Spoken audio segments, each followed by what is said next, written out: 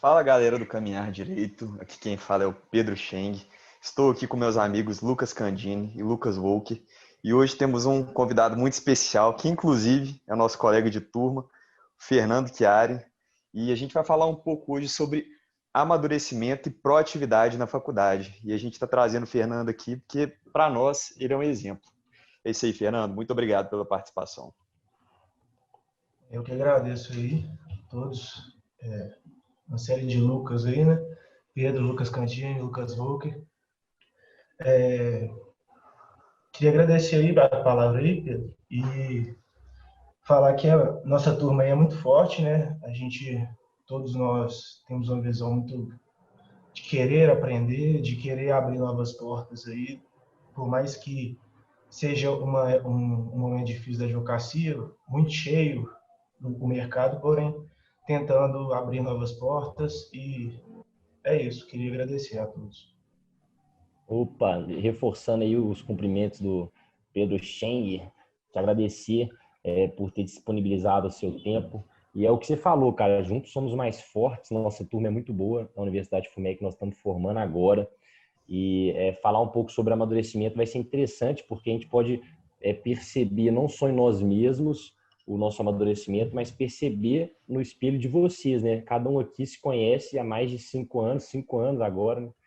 E a gente pode ver no outro o amadurecimento. E talvez você hoje tenha sido convidado especialmente para falar sobre esse tema, porque nós observamos que você nos últimos semestres aí tem mostrado um amadurecimento muito forte. Assim, você tem até sua postura dentro de sala de aula.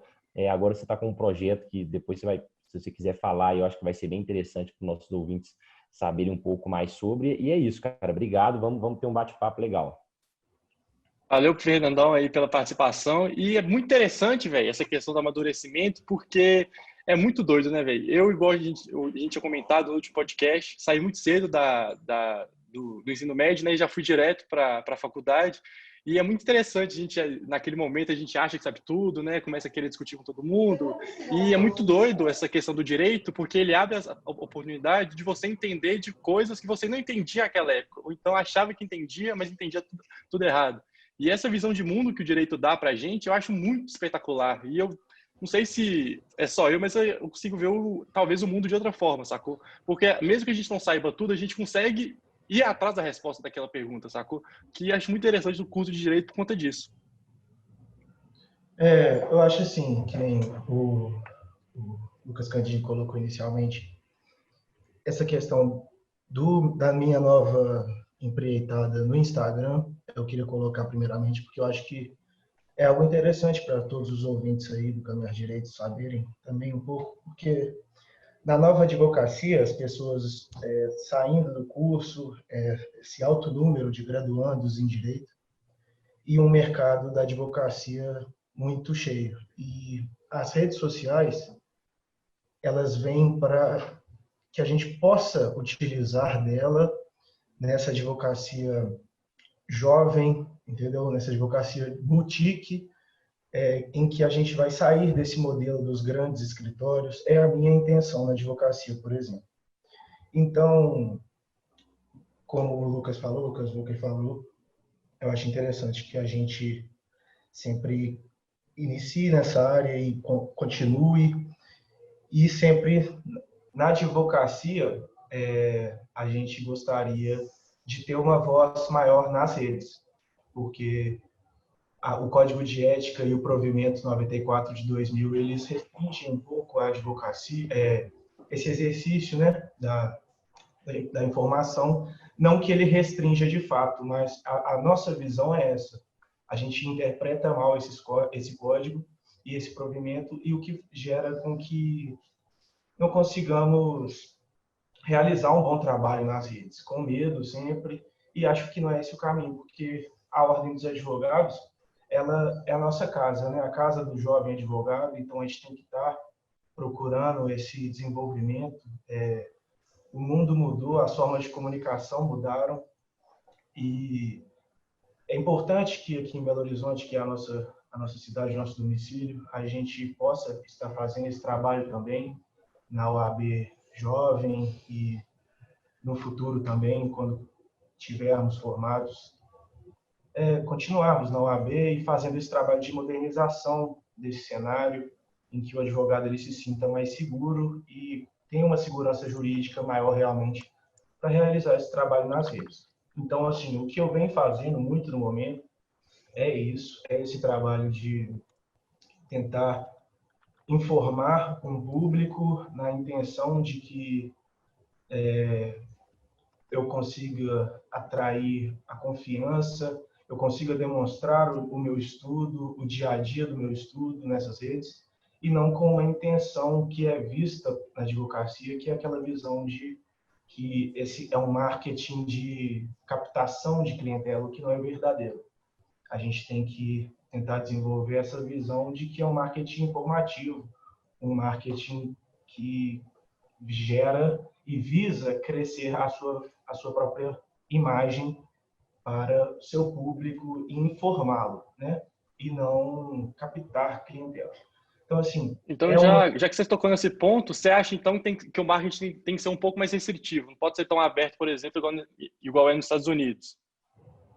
Então, eu acredito que a gente tem que seguir o código de ética, né, no momento, né? Assim, a minha opinião é que nos Estados Unidos realmente, pela cultura deles, esse marketing mais aberto, né, que visa realmente a captação, ele é interessante, mas assim, no momento, a minha intenção é que a gente consiga enxergar o que a gente pode fazer, o nosso limite.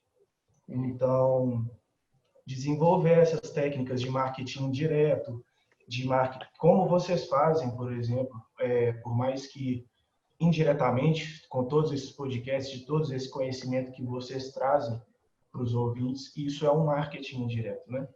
Porque por trás do caminhar direito existem pessoas e são essas pessoas que são advogadas, né? Vocês não são advogados ainda, mas daqui 6 meses nós estamos caminhando para isso. E esse é um marketing que vocês estão fazendo, que é excelente e que vocês têm noção dele. Então, que a gente deve ampliar esse conhecimento para todos, que todos possam saber os limites que podem chegar, né, nas redes. Essa questão do marketing, aproveitar que o Fernando tocou no ponto, eu queria saber a opinião de vocês, porque, por exemplo, eu vejo de uma forma meio complicada. Porque é interessante, ser um pouco mais limitado na minha visão, o marketing jurídico da forma como ele é hoje, porque se for deliberadamente liberado para todo mundo fazer da forma que quiser, porque hoje em dia os grandes escritórios são realmente grandes. Então, assim, não está tão pulverizado o mercado. Já existe, né, os grandes escritórios que dominam, de certa forma, os grandes clientes, e da forma como está hoje, eu vejo de forma bem mais democrática do que se abrisse para todo mundo, por exemplo. Porque imagina um super escritório com super orçamento fazendo uma publicidade ferrenha. Não que já não exista hoje em dia, né? Que você passa em frente a uma banca e outra, tem uma propaganda aqui, tem uma propaganda ali que dá uma desviada do foco como deveria ser. Eu queria saber a opinião de vocês, que vocês são mais...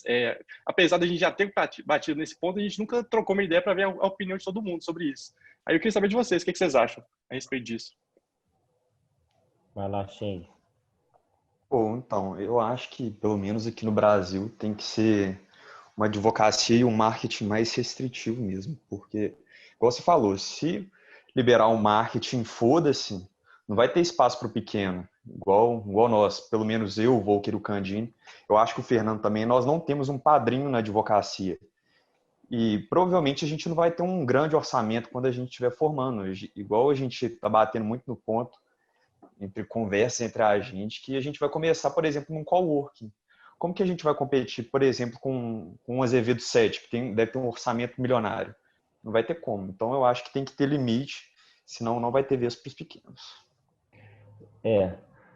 Tem aquela questão até que a nossa conversa com a doutora Maria Flávia, professora, e ela disse que tem as vedações, mas o conteúdo de caráter informativo, o advogado ele pode criar à vontade. Ele pode informar o público dele, falar sobre o seu dia a dia e etc. E o que a maioria das pessoas, é claro que vão ter pessoas que vão sempre extrapolar, passar do limite, mas o que eu tenho visto e o que os nossos convidados que já estão advogando fazem é basicamente isso, é mostrar autoridade em determinado assunto, e porque a advocacia também é uma atividade mercantil. Então, assim, a gente tem que pensar nesse lado do business, né? Igual o Schenck falou, a gente vai começar a advogar agora através de um coworking. Então, assim, a gente tem que pensar também nesse lado do business e de fazer o nosso sem criar propaganda negativa e sem defamar o outro de forma alguma. Você faz o seu, cada um vai fazer o seu e assim, eu acho que dentro da advocacia só tem a agregar, mas com Ô, certas Lucas, limitações. então, uma coisa que eu penso é o seguinte, para a gente da advocacia é muito difícil distinguir a propaganda da publicidade. Então, a gente às vezes conversa sobre a publicidade e acaba se perdendo como se fosse uma propaganda, que nem se perdendo nessa questão dos Estados Unidos, por exemplo, eles podem fazer a propaganda da atividade, né? Eles podem, por exemplo, com a intenção de captar o cliente. E aqui no Brasil, para nós, isso é extremamente assim, isso não existe essa possibilidade. Vai contra o nosso código de ética. Mas a publicidade, ela é permitida. Então, que nem você falou, Lucas Candini, para gerar uma autoridade entre os advogados. Cada dia mais a advocacia é especializada. Um advogado não consegue atender a todas as demandas. Então, com esse possibilidade de marketing informativo, você vai estar na sua rede comentando sobre fatos específicos da sua área, sem a intenção de propagandear isso, de gerar, de captar clientes, mas de gerar a sua grandeza e a sua experiência na área, né, em questão.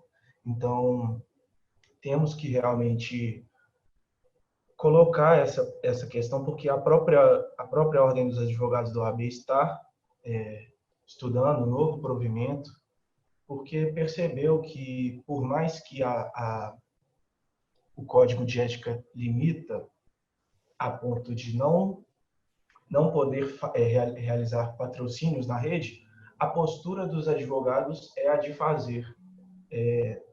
Nós que temos redes sociais, todos nós aqui três, provavelmente já vimos advogados que fazem a propaganda, investem o capital para ter ali maior alcance, né, das suas publicações, que é uma atitude que não é legal de acordo com o código, porém que a ordem tem que atualizar, porque como nós aprendemos no direito, às vezes algo que era visto como ilícito deixa de ser, e é isso realmente o marketing, né, jurídico.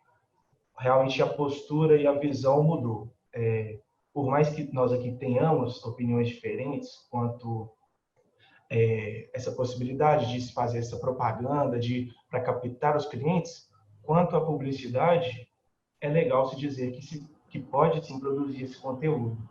Então, isso tem que ficar claro e a gente tem que conhecer os limites para que a gente não caia, né, em sanções, e não caia em negativas deste código que gerem a nós sanções. Que não é o que a gente quer, porque o que a gente quer realmente é só falar sobre a área que sabemos e que queremos, aquilo que queremos publicitar para a nossa clientela, futura clientela e para todo o público em geral. Uhum. Então acho que a gente tem essa questão que você tinha falado sobre a questão do impulsionamento das publicações no Instagram. Isso é meio que o começo, né, do problema, porque tem, por exemplo, no Google, a pessoa impulsiona o site, né, para colocar lá em cima. Tem próprio site, por exemplo, Migalhas, tem o Jota, se eu não me engano, tem o Jus Brasil, que você paga para as empresas colocarem você lá com a logo do seu escritório como patrocinador. Então, tem que ver como é que funciona isso, né? Porque do jeito que tá, uns vão a mais, outros vão a menos, e quem não faz acaba se prejudicando, porque quem faz, né? Quem faz ganha mais divulgação. Sim. E sai na frente de quem não faz. Então, realmente tem que ter uma regularização quanto a esse sentido. Mas agora, voltando um pouco, né, sobre o assunto que a gente se propôs a conversar, que é sobre a nosso amadurecimento dentro da faculdade, eu queria saber de vocês, assim, suas expectativas pré-faculdade, pós-faculdade. Você acha que mudou muita coisa? Era o que o que vocês estavam esperando? Eu, no meu caso, acho que foi até melhor do que eu estava esperando. Achava, pelo menos todo o site que eu procurava falava, não, que você tem que estudar, ler muito, 10 horas por dia, livro pra caramba. Eu acho que até o 8º período eu devo ter lido, sei lá, um livro, sacou? Se for muito, assim, inteiro. E porque até, para mim, pelo menos, a faculdade foi muito tranquila, não teve nada de complicado, assim. E é uma questão que eu acho um problema, que a faculdade acaba sendo muito fácil e relaxa o aluno para no final se dar mal, né? Ele acha que a vida dele vai ser igual à faculdade para chegar lá no final das contas e tomar na cara, porque é muito diferente do que acontece dentro da faculdade. Aí vamos conversar um pouco a respeito disso, que eu acho que é interessante, seria um assunto bacana para a gente conversar. Você quer que eu comece falando? Vou iniciar falando. Você que Eu manda. eu acredito que é o seguinte, por exemplo, o curso de Direito, na nossa própria turma, se a gente for fazer uma análise, existem as idades mais variadas possíveis. Existem o público da terceira idade, pessoas que têm mais de 60 anos. Não é incomum ver no curso de Direito uma pessoa que é fora da faixa etária comum dos cursos, né, de se iniciar um curso, que é aquele período ali pós-faculdade. No curso de Direito isso não é uma coisa inusitada, é uma pessoa fora da faixa etária comum. Então, acho que assim, vai depender muito esse amadurecimento para cada pessoa. Eu, por exemplo, eu iniciei o curso de Direito aos 18 anos. A minha estimativa de formatura era no final de 2019, ou seja, eu fiquei um ano a mais na faculdade, realmente por não estar maduro no momento dos 5 anos em que são limitados, né, para você formar. Eu não estava maduro nesses 5 anos, então eu tive que ficar mais um ano. Algo que não é legal. É possível que todos consigam fazer esse curso no tempo limite, porém cada pessoa é de um jeito. E o meu amadurecimento dentro disso foi um amadurecimento em que eu tentava visualizar alguma área dentro do direito em que eu poderia seguir ela sendo feliz, principalmente, né? Porque é uma época da nossa vida também, no caso dos 18 anos ali, que você não tem tantas certezas, você está ainda tentando se encontrar. Claro, existem pessoas que têm um foco maior e que já desde criança sabem que vão ser advogados e que têm esse sonho, que não era o meu caso. Eu era muito dividido entre a administração e o direito.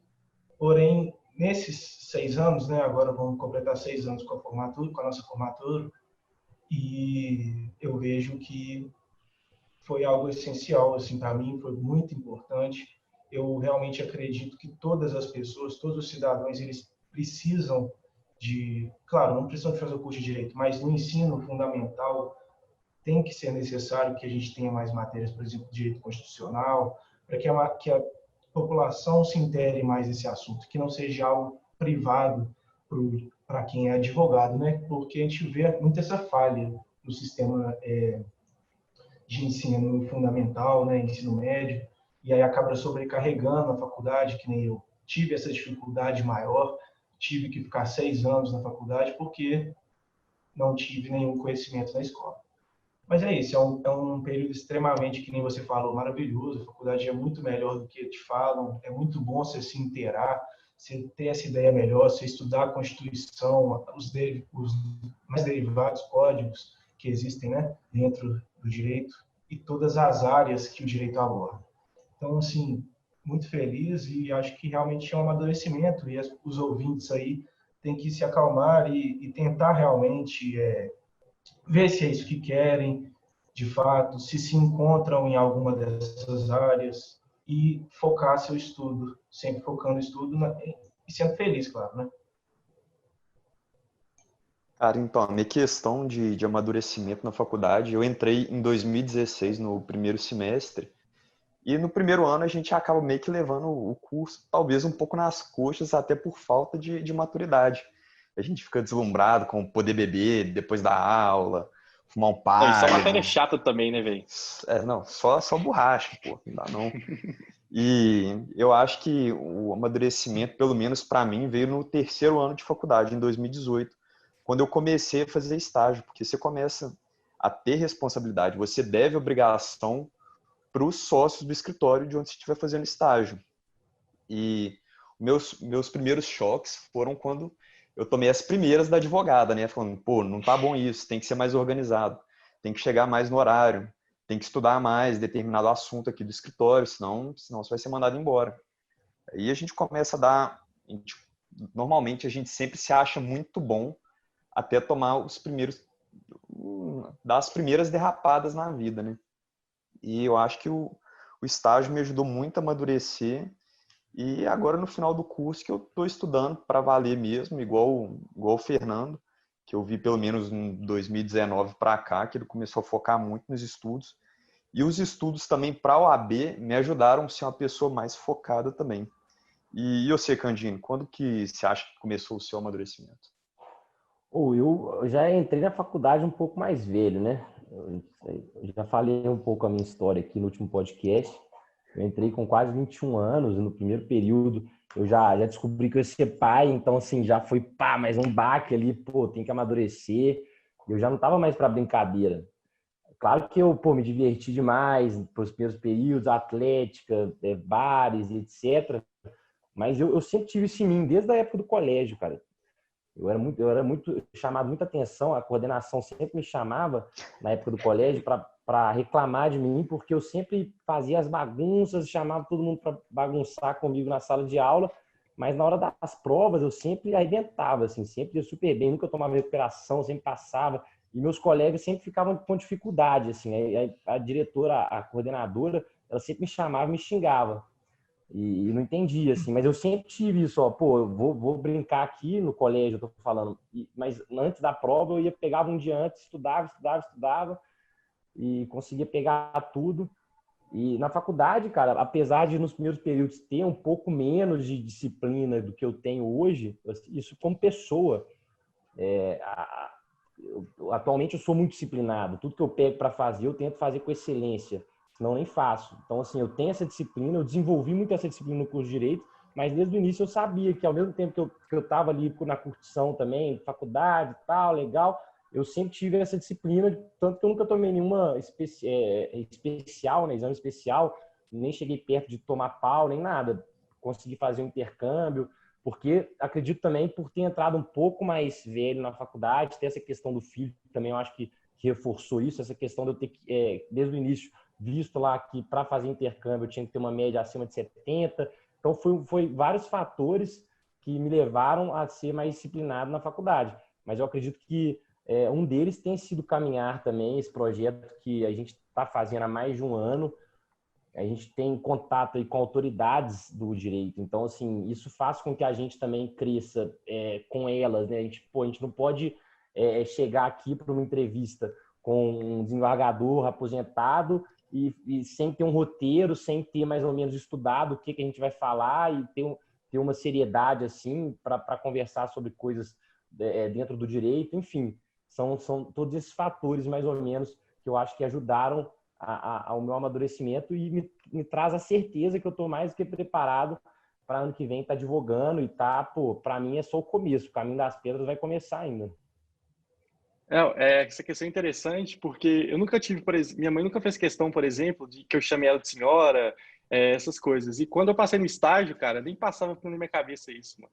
Aí eu fui lá falar com a procuradora, né, que fiz estágio no MPT, e eu fui chamar ela de você. Mano, a assessora me deu um puxão de orelha e falou, não, tem que ser doutora aqui, tem negócio, costume e tal. E essa questão é muito doida. Para mim foi um choque que, tipo assim, para mim, mesmo que eu sabia que tinha que chamar de doutora, mundos diferentes, né? Do que a gente está acostumado em casa, o mundo do direito, querendo ou não, ele é um mundo mais conservador. E eu acho que falta muito disso dentro da faculdade. Não que, por exemplo, na Milton Campos, lá o pessoal, apesar de fazer estágio interno, eles vão de terno, tem um certo preparo a mais, tem uma certa preocupação a mais nesse sentido. Por exemplo, matérias que pecam na prática dentro da faculdade, eu acho que é essencial, por exemplo, porque isso é muito mostrado, por exemplo, que eu percebi que enquanto alguns meninos pegavam estágio desde o primeiro período e eu ficava sem fazer estágio, a noção deles dentro do direito era muito acima da minha. E ficou muito crível isso para mim quando a gente começou a ter processo civil, por exemplo, que quando eu estava lá viajando, nunca nem tinha ouvido falar daquilo. O Henrique, por exemplo, que era na nossa sala, já sabia tudo, já sabia muitas coisas que o professor já estava dando, e isso fez uma diferença para ele substancial.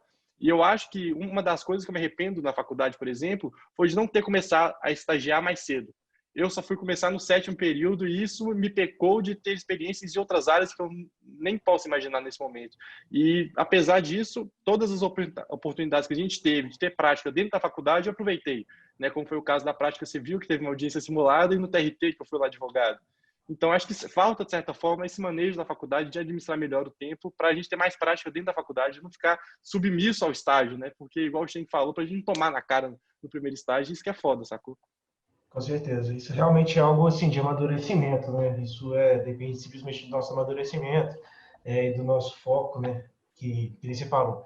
Você aproveitou isso muito bem, porque você já estava maduro para isso, talvez você já quisesse muito isso, né?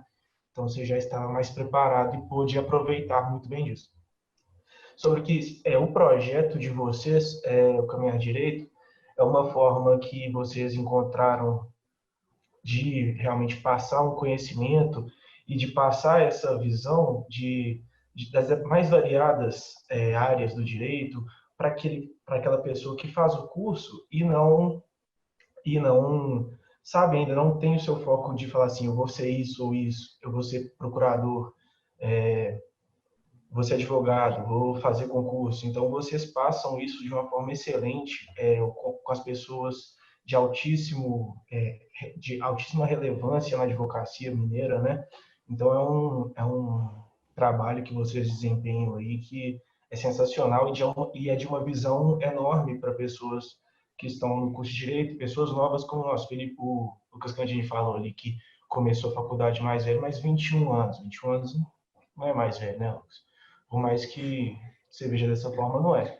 E essa questão do amadurecimento da sua filha, etc., e da nossa turma, que nem você falou, que é do Henrique, são pessoas que colocam você para cima, né? Que você não, todo mundo tem aquela análise ali, como que você está perto do outro. Então, pessoas boas na turma fazem você querer crescer mais, né? Para você não ficar para trás. Certeza. Então, isso na nossa turma é extremamente relevante e é muito importante, né? Isso. Não existe nenhuma competição e é um apoio.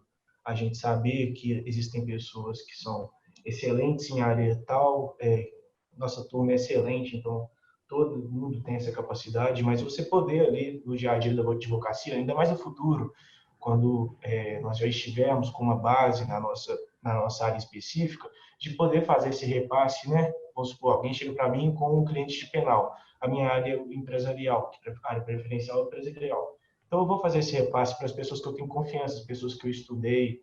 Então, é sempre um apoio, né? Nosso primeiro contato com os advogados são os nossos colegas, né? Então, é uma relação que a gente vai manter aí para sempre. E é muito bom e muito interessante ver pessoas próximas da gente fazendo um sucesso incrível como vocês estão fazendo aí. Então, é realmente parabenizar e que vocês continuem fazendo isso aí de forma brilhante. Essa questão do que o Fernando comentou, por exemplo, apesar da gente querer ajudar as outras pessoas, é uma coisa que ajuda muito a gente. Eu vejo muito isso porque, igual que a gente falou, por exemplo, a gente tem que se preparar para falar com a autoridade. Né? Porque, querendo ou não, a gente já falou com várias pessoas aqui que não só advogados, como desembargadores, promotores, procuradores, enfim. É diferente, sacou? Não é como você falar com um amigo seu, chamar de você. Apesar do pessoal, às vezes, encher o saco, né? Que eu chamo de senhor, doutor, enfim. Eu acho que tem que ter certo respeito, sacou? Não é nem porque por questão de ser mais velho e tal, mas eu acho que, sendo direito uma área um pouco mais conservadora, eu acho que essa relação de respeito é interessante ter. E o caminhar ajuda muito nisso, isso porque a gente vê que é diferente falar para outras pessoas, sacou? Do que a gente está acostumado a falar com nossos professores, né, que tem mais intimidade, ou até com nossos colegas. E esse choque, né, de cultura, de realidade com outras autoridades, principalmente no meio público, né, que isso é mais destacado, eu acho que o caminhar ajudou muito nesse sentido, porque eu, pelo menos, não sabia que era dessa forma na vida real, sacou? E isso foi bem interessante, pelo menos na minha visão. Sim, essa formalidade ela é natural da advocacia, não tem como fugir dela, né? Exatamente. Ô, Fernando, eu estava conversando outro dia com você no WhatsApp e você estava compartilhando comigo que você estava com uma rotina de estudos. Eu queria saber um pouco se você está com algum curso, como que você está fazendo para essa rotina, o que está sendo diferente na quarentena do que você fazia antes. Poderia contar para a gente? Eu estou fazendo o curso CERS, preparatório para a OAB, que é um curso 8 em 1. Na época eu comprei o curso Prolabore, porém, com o início da pandemia e o fim das aulas presenciais, aí eu tive que pedir o estorno e iniciei esse curso no CERS, que é um curso muito bom.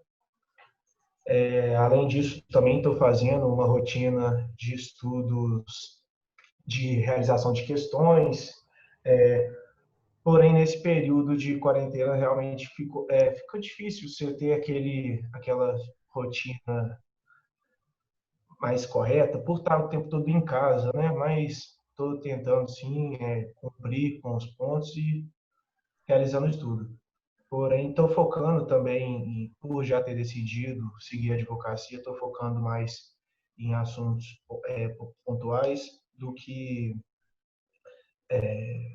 para já, assim, seguir, né?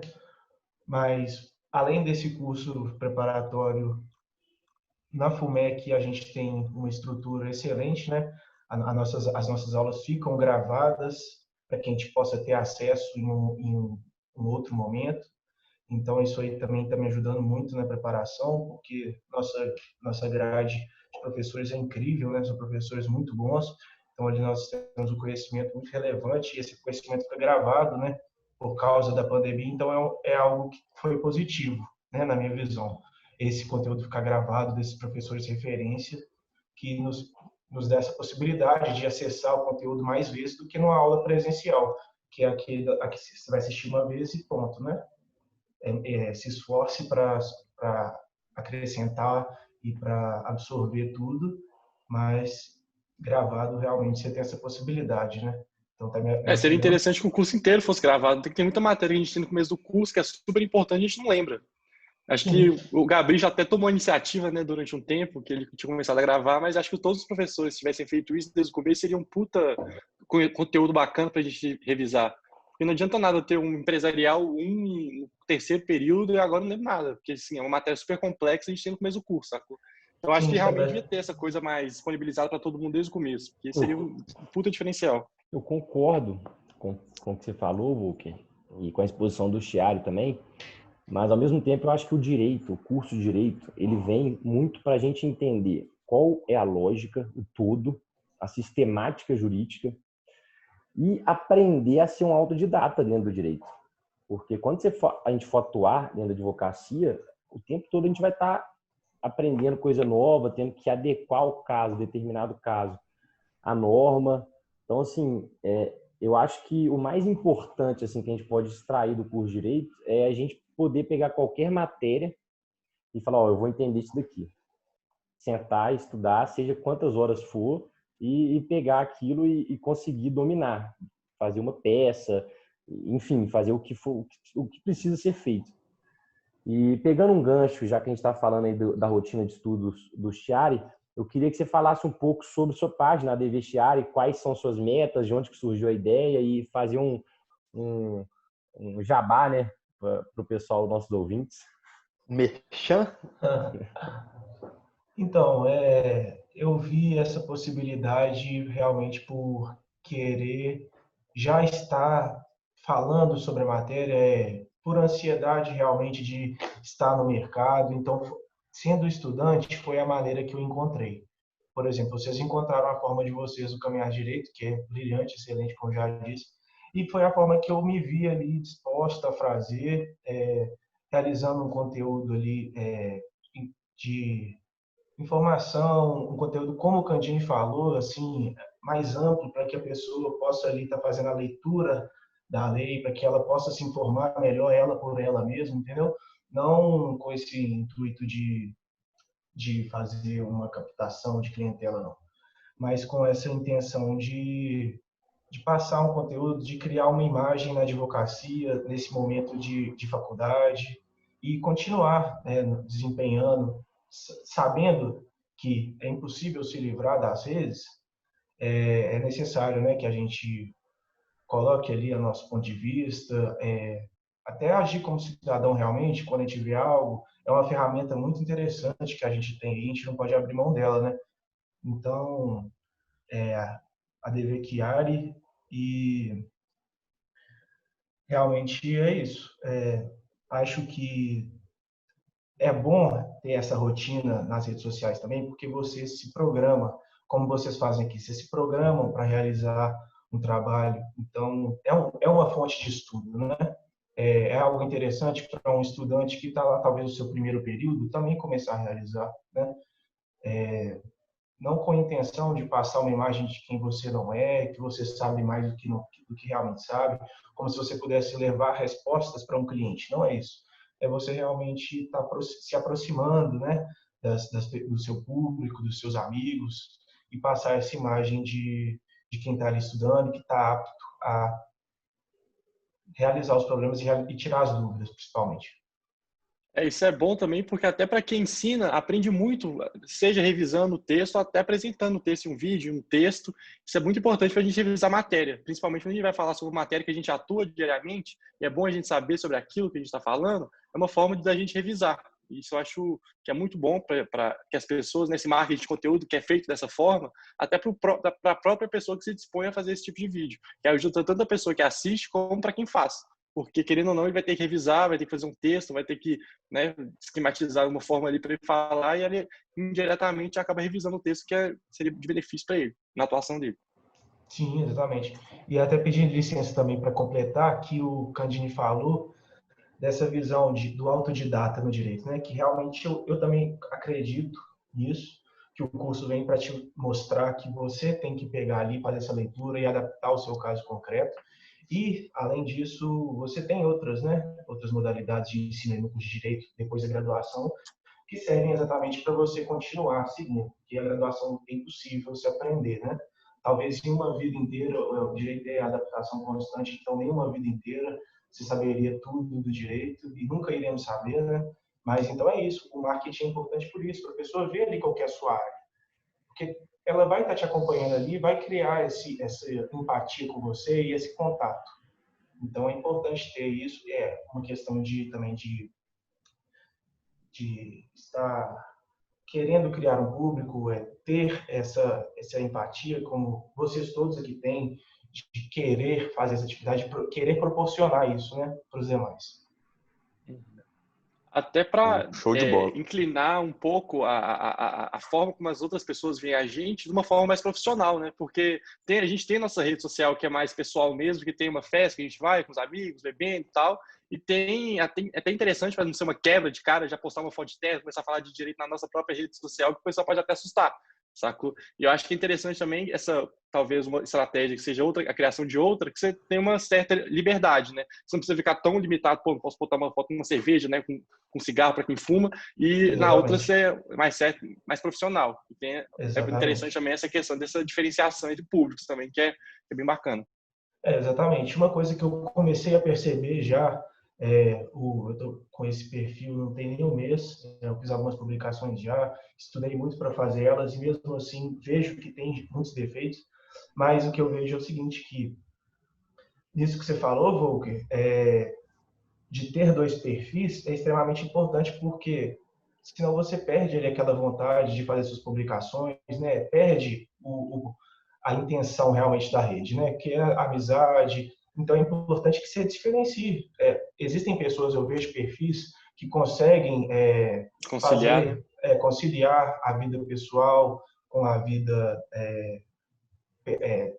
privada, né? A profissional. Mas eu preferi por não. Eu preferi por não, por manter duas, até por não achar que eu tenha que fazer com que o meu público de amigos sejam meus clientes, mas talvez abrir novas portas, produzindo conteúdo para que eu gere, porque eu acho que é ruim a gente ficar ligado às nossas relações aos nossos clientes. Eu acho que a gente tem que abrir as portas mais variadas para que a gente não se limite a isso, de prestar serviços para um grupo de amigos. Claro que é assim que a gente vai começar, mas o meu foco é tentar diversificar. Então, eu sigo perfis de outros estados. Eu acho que é legal esse intercâmbio também, para que a gente possa citar outras jurisprudências, né? Então, até isso é interessante também, porque você segue contas das mais variadas, dos mais variados estados. Então, você tem um acesso a uma jurisprudência diferente, o que aumenta também nosso saber, né? Com certeza. Então, e é legal isso, Fernando, você estar com esse perfil, que muita gente deixa para começar a se posicionar nas redes sociais quando forma. Pelo menos, é minha opinião, na graduação, está na época da gente errar. Então, se a gente fizer alguma publicação que que não está legal, alguma coisa errada, se a gente está na graduação, tudo bem. Mas quando a gente está no mundo profissional, já é advogado, tem a carteira do AB, já está atuando, isso aí pode queimar o filme. Então é bem legal ter essa atuação bem cedo e um posicionamento nas redes sociais. Exatamente, eu concordo plenamente. É exatamente isso. E você tem que deixar isso claro na sua rede. É importante que você deixe isso claro, né? Que você é um graduando, que você está ali para ter esse contato e não para prestar um serviço. Você não está prestando um serviço, né? Você está ajudando, você está informando, e isso é muito legal, isso é muito bom. É uma ferramenta extremamente importante que vocês usam de uma maneira muito legal com o Caminhar Direito, que nem o Volker falou no início, e voltando agora a isso, as startups que atuam no direito, né, que fazem essa captação, e é isso que o próprio presidente do AB falou na última declaração, que é isso que a OAB quer eliminar, e não uma atuação do advogado na rede, isso não.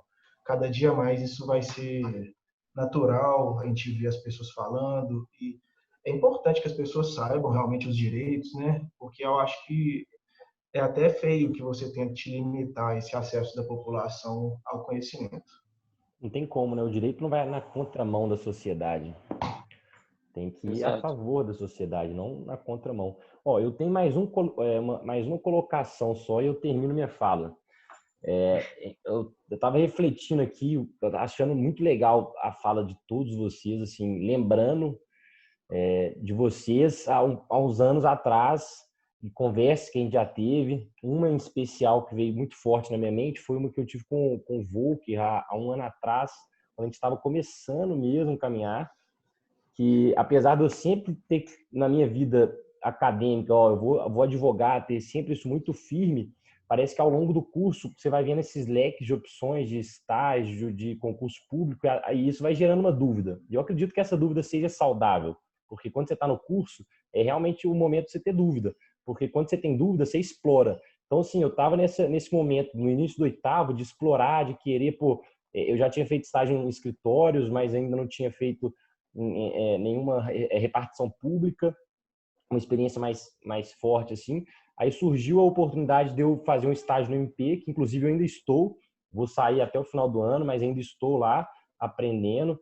E, enfim, foi bom esse pontapé, esse último estágio que eu fiz durante o curso, que está sendo no MP, porque me deu uma certeza de que eu não quero seguir a área pública e que a minha intuição, desde o início do curso, de querer advogar, que empreender o meu perfil e ter isso muito claro, que eu quero isso para o direito na minha vida, me trouxe um alívio mesmo. Parece que eu tenho essa parte espiritual também um pouco forte, assim, meio mística, de tudo que acontece na sua vida, não só dentro da faculdade, mas tudo que acontece na sua vida é para te mostrar realmente qual que é o seu caminho, né? Então, eu acredito que esse estágio e todas as experiências que eu tive me levaram para esse caminho da advocacia. Eu vendo vocês falando, eu acho muito legal, porque, a gente tem uma visão muito boa, assim, muito, muito legal do que a gente vai fazer depois de formado.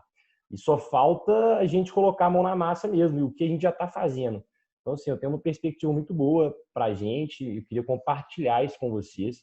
Acho que esse podcast não é só informação, acho que a gente também tem que se motivar, porque a gente é o espelho um do outro, acaba, né? A gente está muito próximo, fazendo esse curso, nesse caminho das pedras há 5 anos.